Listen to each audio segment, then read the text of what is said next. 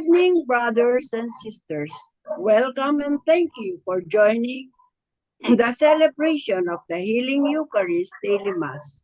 Today is Friday of the 7th week of Easter.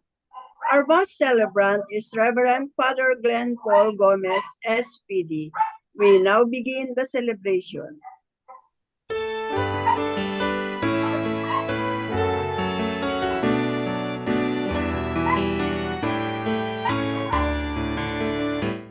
Let heaven rejoice and earth be glad. Let all creation sing. Let children proclaim to every land, Hosanna to our King. Sound the trumpet into the night. The day of the Lord is near. With his people lift your voice, proclaim it to the world. Let heaven rejoice and earth be glad. Let all creation sing. Let children proclaim to every land, Hosanna to our King. Let children proclaim to every land, Hosanna to our King. In the name of the Father, and of the Son, and of the Holy Spirit. Amen. The Lord be with you. And with your spirit. So tonight, we are here to praise and thank God for the blessings He's giving us. It's the first Friday of the new month of June. And for us then to become ready to participate in this highest form of prayer, the highest form of praise, the highest form of connection, our Eucharist, our Thanksgiving. We pause for a moment as we close our eyes, bow our heads, as we say sorry for all the sins and mistakes that we have committed. You were sent to heal the contrite of heart. Lord, have mercy. Lord, have mercy. You came to call sinners. Christ, have mercy. Christ, have mercy. You are seated at the right of the Father to intercede for us. Lord, have mercy. Lord, have mercy. May Almighty God have mercy on us, forgive us our sins, and bring us to life, which is everlasting. Amen. Let us pray. O God, who, by the glorification of your Christ and the light of the Holy Spirit, have unlocked for us the gates of eternity, grant, we pray, that partaking of so great a gift, our devotion may grow deeper and our faith be strengthened. To our Lord Jesus Christ, your Son, who lives and reigns with you in the aid of the Holy Spirit, one God, forever and ever. Amen.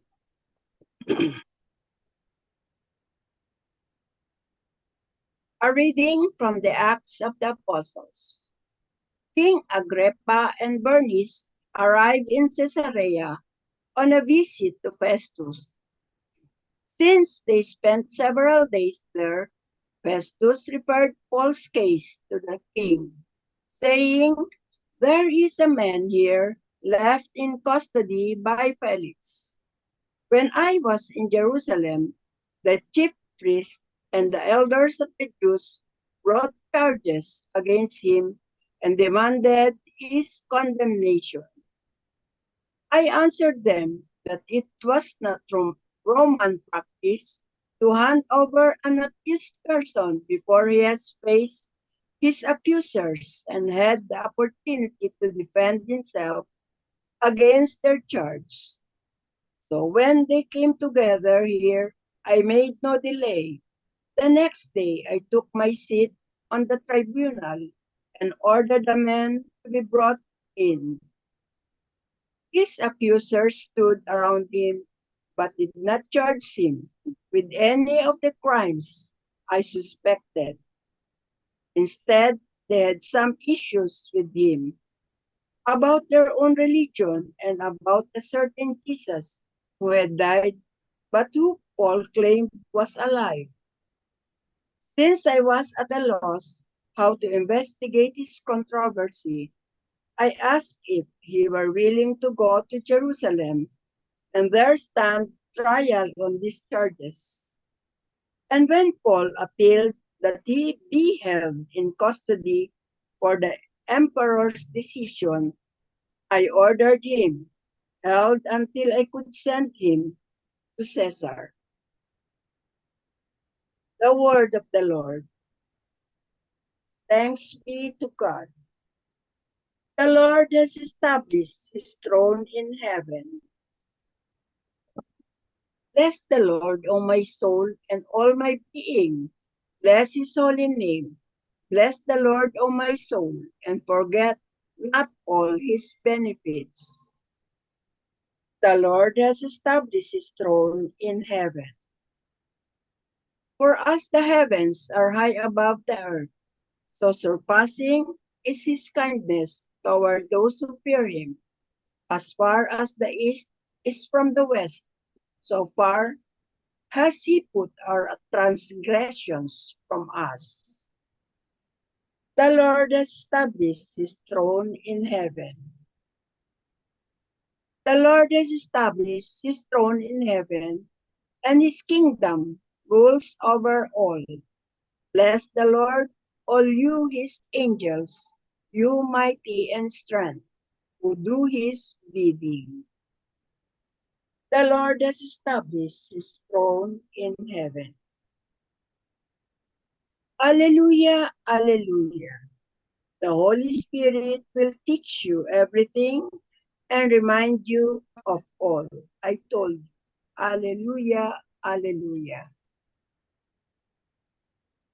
The Lord be with you. And with your spirit.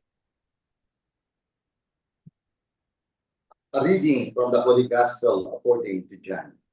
Glory to you, O Lord. After Jesus had revealed himself to his disciples and eaten breakfast with them, he said to Simon Peter, Simon, son of John, do you love me more than this? Simon Peter answered him, said, Yes, Lord, you know that I love you. Jesus said to him, Feed my lambs. He then said to Simon Peter a second time, Simon, son of John, do you love me? Simon Peter answered him, Yes, Lord, you know that I love you. He said to him, Feed my sheep. He said to him the third time, Simon, son of John, do you love me? Peter was distressed that he had said to him a third time, do you love me? And he said to him, Lord, you know everything. You know that I love you. Jesus said to him, Feed my sheep. Amen, amen, I say to you, when you were younger, you used to dress yourself and go where you wanted. But when you grow old, you will stretch out your hands and someone else will dress you and lead you where you do not want to go.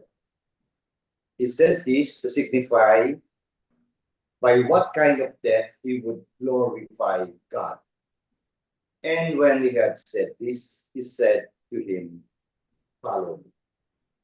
The Gospel of the Lord. Praise to you, Lord Jesus Christ. So, magandang gabi po sa inyong lahat. Kumusta po Gabi kayo? po, Father. Yes, so kung tayo po ay nakinig sa mga ebanghelyo, sa mga gospel since Monday, makaka-relate po tayo ngayon sa ebanghelyo ngayon at ipagdudugtong natin. All of us want to gain eternal life. Amen? Lahat po tayo ay gusto makapasok sa kaharian ng Diyos. At hindi naman ang gusto ng Diyos. That's what God wants. That's what Jesus wants. That's what the Holy Spirit wants. Kaya tayo ay sana nga makapasok sa kaharian ng Diyos. At kaya dito sa ating everyday Mass, Healing Eucharist Mass, ito po ang isa sa pinakamagandang ginagawa natin. So, to our celebration of highest form of praise, highest form of prayer, eh siguro naman po tayo ay makapasok sa karya ng Diyos. Amen po ba, Sister Paz? Amen po. At sa mga kasama natin dyan, no? Si Jeff, nandiyan si Marlo. At himay-himayin po natin ang Ebanghelyo. So ngayon ay pumasok tayo sa John 21, ano? Pero dati-rati, nung Monday, we started from John 17, ito yung tinatawag na High Priestly Prayer of Jesus. Lahat po tayo, lahat ng followers of Jesus, share to His priesthood. Anong pagkakaiba natin? We are ordained priests. But you, lahat pong mga Kristiyano, share in the priesthood of Christ. So, ito rin yung kahapon na Ebanghelyo. Lifting up to 2 days ago po, no? Lifting up His eyes to heaven, Jesus prayed saying, I pray not only for them, but also for those who will believe in me through their word, so that they may all be one as you, Father, are in me as in you, that they also be in us, that the world may believe that you sent me. So ito yung kahapong sinabi ni Jesus. That's Thursday. Pero nung Wednesday, very clear, praying for the followers. Anong sinasabi ni Jesus? Lahat, maski yung walang pasakawan, gusto ni Jesus na makapasok rin sa karya ng Diyos. Hindi lang tayo ngayong baptized Catholics, hindi lang tayo yung mga Kristiyano, at yung mga susunod pa na magiging miyembro ng ating simbahan. At nung tinanong, maganda yung tanong nung unang-una ng chapter 17, verse 3, what is eternal life and how to gain it? So, napakaganda sinagot ni Jesus yan. Jesus tells what it is and how to gain eternal life. So, yan po noong Monday, Tuesday, no? So, ang sabi ni Jesus, ang tanong na ito, titingnan natin sa 2 biblical passages. At yan nga po yung sa John 17 verse 3. Ano daw ang sabi? Ano daw ang eternal life? For Jesus, this is eternal life, that they may know you, the only true God, and Jesus Christ, whom you have sent. Ang ganda pala, no? And to be exact, yan nga ang tanong natin, how to gain eternal life. Sinagot ni Jesus sa John 17 verse 3. Ano daw? To simplify it, what does it mean to enter to have eternal life? How to gain eternal life? Aba, ito ang gandang sagot. Ano yan? Yan. Know the true only God. No? Or know yung nag-iisang totoong Diyos. God the Father, the Creator. At sino pa? Aba, dagdag niya, sabi ni Jesus din, and to know me, to know whom the Father sent, Jesus Christ, our Savior. So kapag ganon, ano ang pinupuntirya? Itong isip, tinatanong, kilala mo ba ang Diyos? Kilalanin mo ang tunay na Diyos, ang kanyang sinugo, ang kanyang kaisa-isahan anak. So yan ang gospel kahapon. So actually, nung isang araw pa yan, no? At ito naman yung kanina, kahapon, nung isang araw, ito naman yung sagot na pangalawa, how to gain eternal life. Ito na yun. So yung isa nung Wednesday, Tuesday, tapos ito ngayon, nung Thursday kahapon, how to gain eternal life. Ang sabi dito, Luke 10, verses 25 to 37, and behold, a certain lawyer stood up and tested him, saying, Teacher, what shall I do to inherit eternal life? Eto na. Sino yung tinanong? Lawyer. Ito ang sabi na doon. Ang eternal life, Jesus asked him, what? Maganda Jesus answered that lawyer with another question. What is written in your law? Siyempre, magaling yung lawyer. He quoted the Torah doon sa Deuteronomy. At ang nakasulat doon sa Deuteronomy, chapter 6, verse 4, love the Lord your God with all your heart, with all your soul, with all your strength, and with all your mind, and love your neighbor as yourself. Kaya pala, to sum up, ng mga nakaraang ebanghelyo, How to gain eternal life? Know God, know Jesus, know the Holy Spirit. Ngayon naman, eto, anong pinupuntiryo ng pinupuntirya?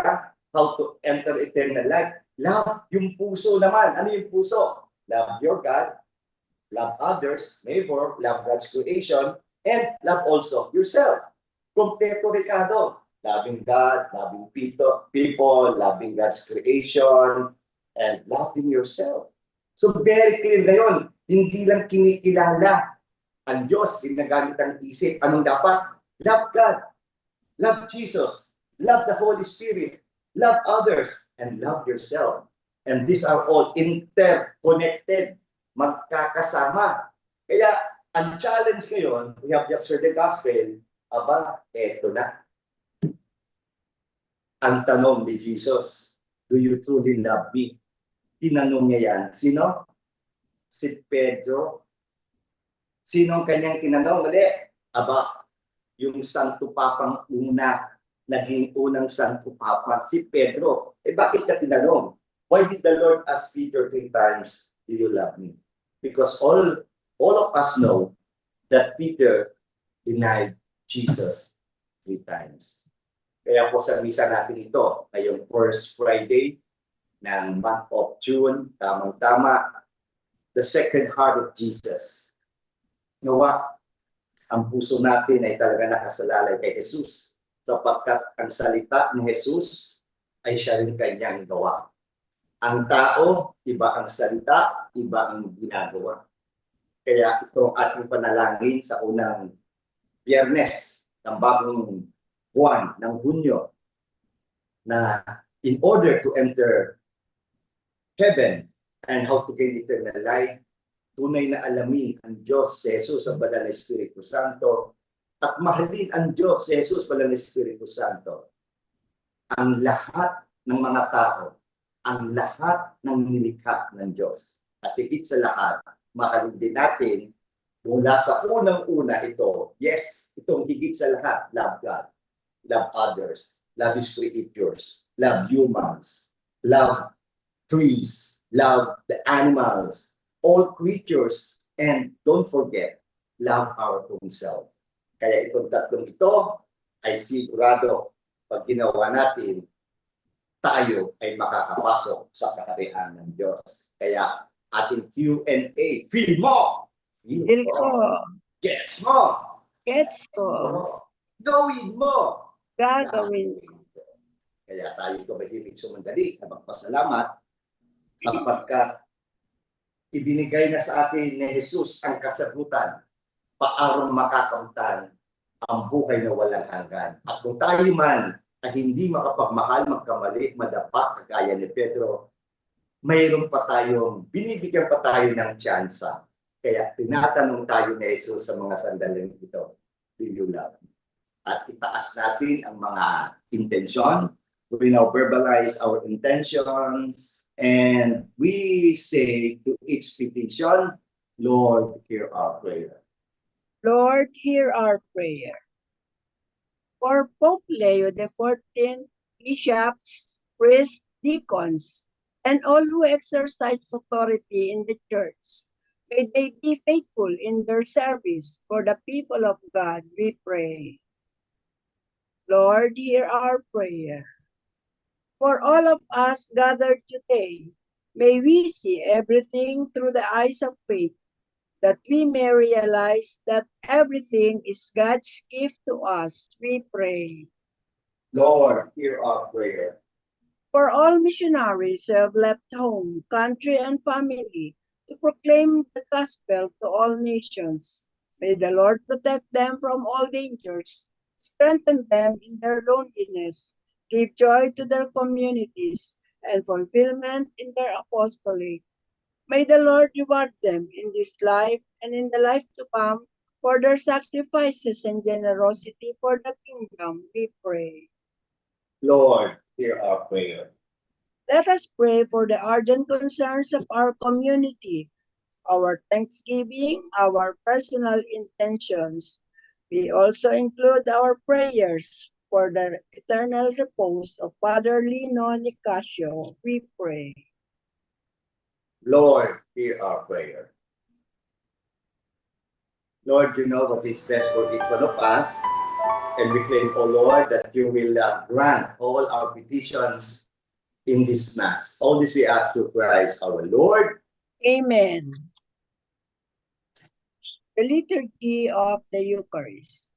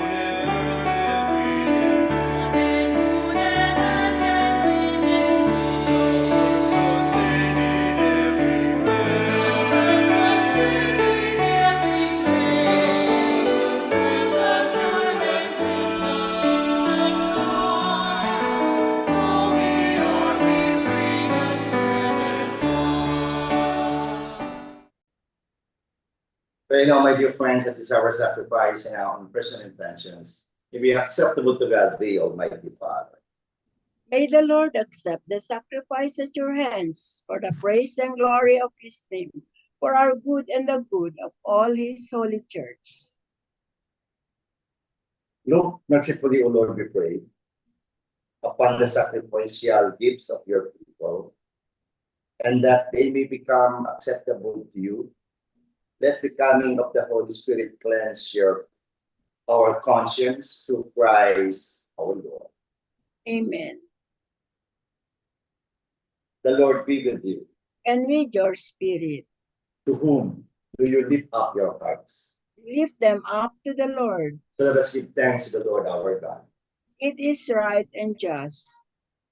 It is truly right and just, our duty and our salvation, at all times to acclaim you, Lord, but in this time above all, to love you yet more gloriously, when Christ our Passover has been sacrificed. By the oblations of his body, we brought the sacrifices of all to fulfillment in the reality of the cross, and by commending himself to you for our salvation, showed himself the priest, the altar, and the lamb of sacrifice. Therefore, overcome with paschal joy, every land, every people exalts in your praise, and even the heavenly powers with the angelic host sing together the unending hymn of your glory as they claim. Holy, holy, holy Lord, God of hosts, heaven and earth are full of your glory. Hosanna in the highest. Blessed is he who comes in the name of the Lord. Hosanna in the highest.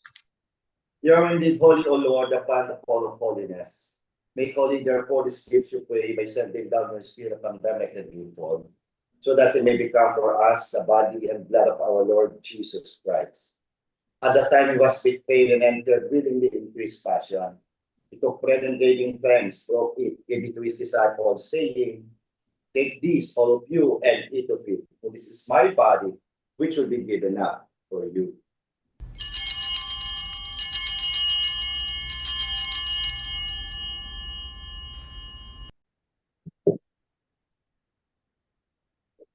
In a similar way, when supper was ended, he took the chalice, and once more giving thanks, he gave it to his disciples, saying, "Take these, all of you, and drink from it, for this is the chalice of my blood, the blood of the new and eternal covenant, which will pour out for you and for many, for the forgiveness of sins. Do this in memory of me."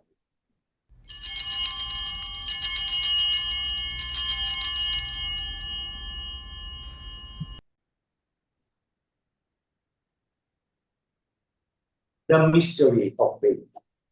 We proclaim your death, O Lord, and profess your resurrection until you come again.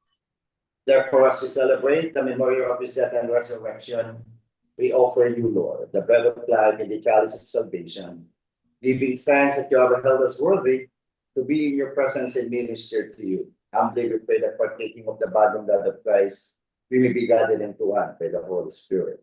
Remember, Lord, your church spread throughout the world and bring her to the fullness of charity. Together with Leo, our Pope, Elias, our Bishop, and all the clergy, the religious unified people. Remember your servant, Father Lino Nicasio, SPD, whom you have called from this world to yourself. Grant that he who was united with your Son in a death like his may also be one with him in his resurrection. Remember also our sisters and brothers who have fallen asleep in the hope of the resurrection, in all who have died in your mercy.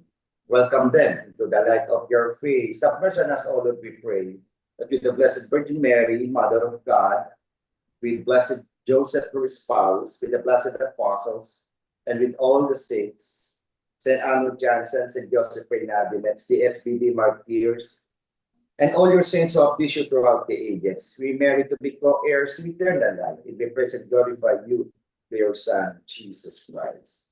Through him and with him, in him, O God, Almighty Father, in the unity of the Holy Spirit, all glory and honor is yours forever and ever.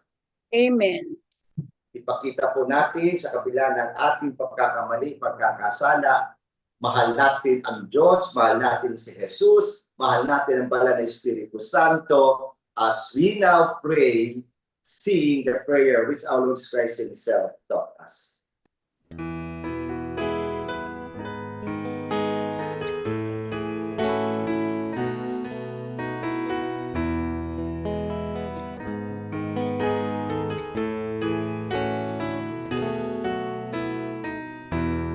Our Father who art in heaven, hallowed be thy name. Thy kingdom come, thy will be done, on earth as it is in heaven. Give us this day our daily bread, and forgive us our trespasses, as we forgive those who trespass against us.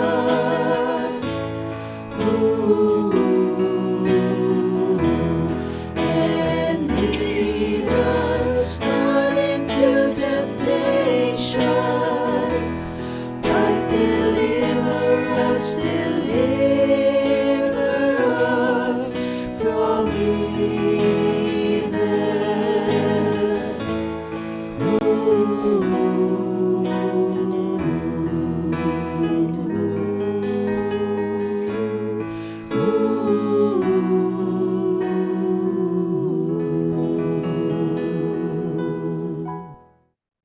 Deliver us, Lord, we pray, from every evil, graciously grant peace in our days, that by the help of your mercy we will be always free from sin, and safe from all unnecessary distress, as we await the blessed hope and the coming of our Savior, Jesus Christ.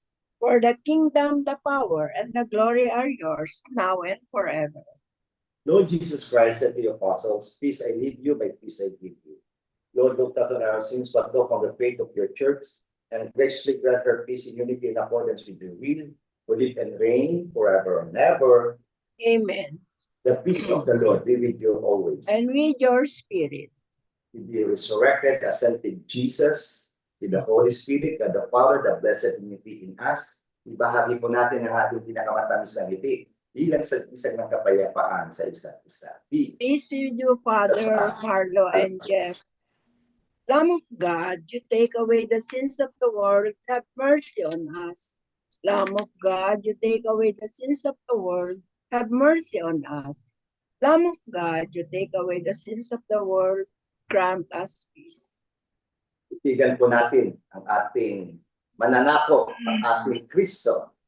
Behold our Savior, our Redeemer, our Lord Jesus Christ, the Divine Word, our Christ the King, our Emmanuel, God is with us. The Lamb of God who takes away the sins of the world, happy are those who are called to be suffer. Lord, I am not worthy that you should enter under my roof, but only say the word, and my soul shall be healed. With the body and blood of Christ, bring us to life everlasting. Amen.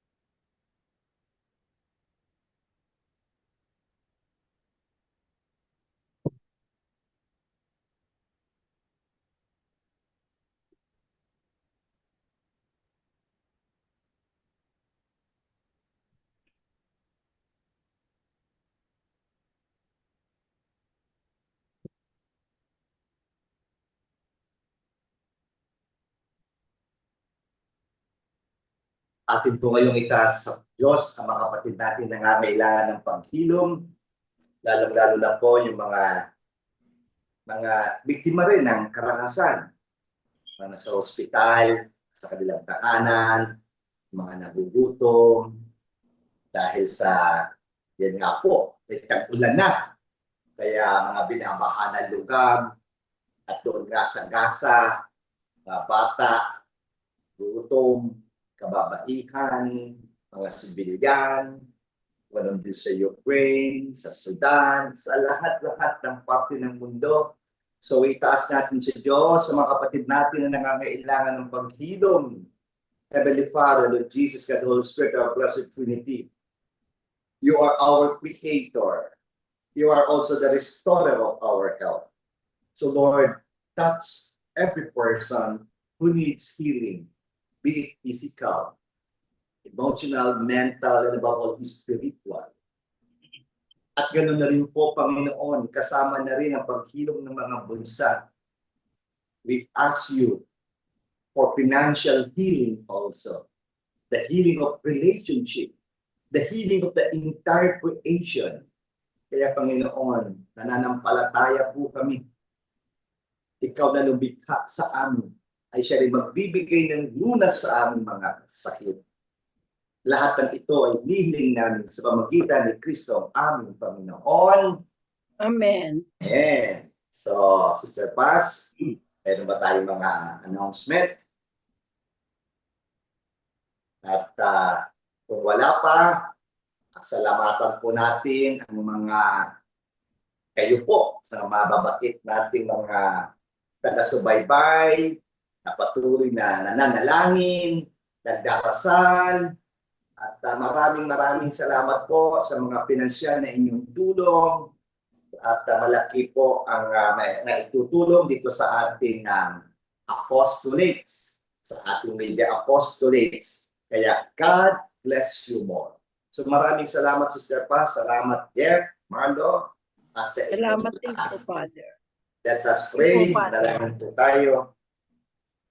O God, by whose mysteries we are cleansed and nourished, grant we pray that this banquet which you give us may bring eternal life through Christ our Lord. Amen. The Lord be with you. And with your spirit. May Almighty God bless you, the Father, the Son, and the Holy Spirit. Amen. Our Eucharistic celebration has just ended, but our mission Begins. begins. Go with Jesus, go with the Holy Spirit, go with God the Father, because God goes with you. Thanks be to God. Thank you, Father Glenn.